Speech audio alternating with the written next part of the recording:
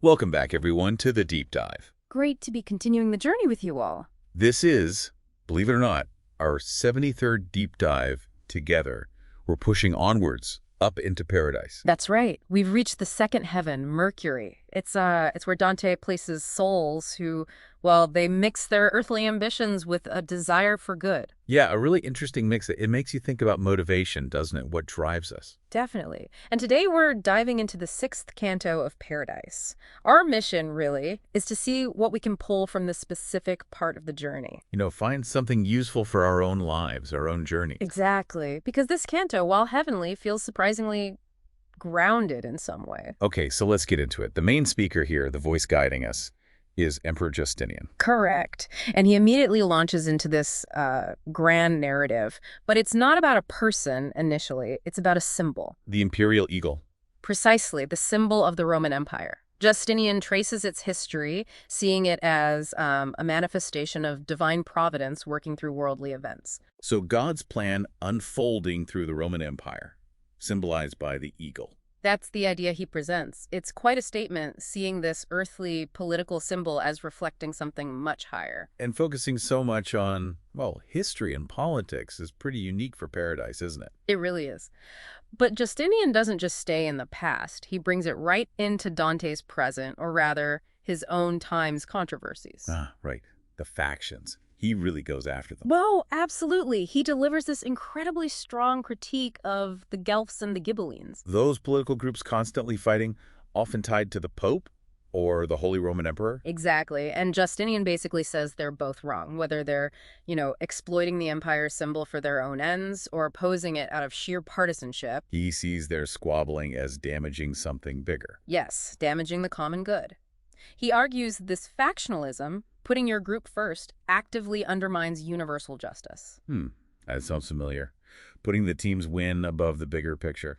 It does, doesn't it? You think about conflicts, maybe at work, or online arguments where it's just about scoring points for your side. Yeah, no real attempt to find common ground. And Justinian's point is that this kind of division inevitably leads to disorder, to things breaking down, a lesson that still kind of resonates hundreds of years later. It's interesting then how he shifts gears from this big political picture to a very personal story. Right. He introduces Romeo de Villanova.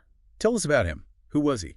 Well, Romeo was apparently a very capable and loyal advisor to a count in Provence.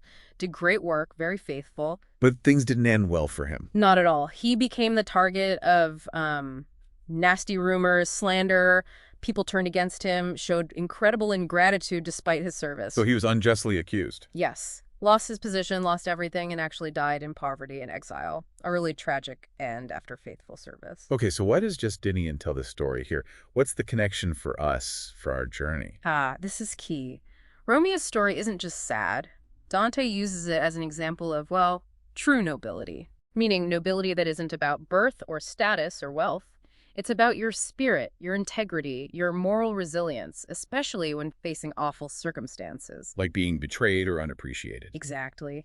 Romeo maintained his dignity and principles even when he was cast out and had nothing.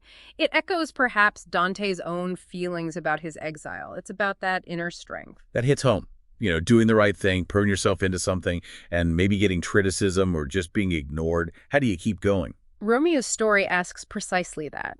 Can you stay true to your principles even without earthly reward or recognition? That, Dante suggests, is real nobility. So, pulling it all together from this canto, what are the main takeaways for us navigating our lives?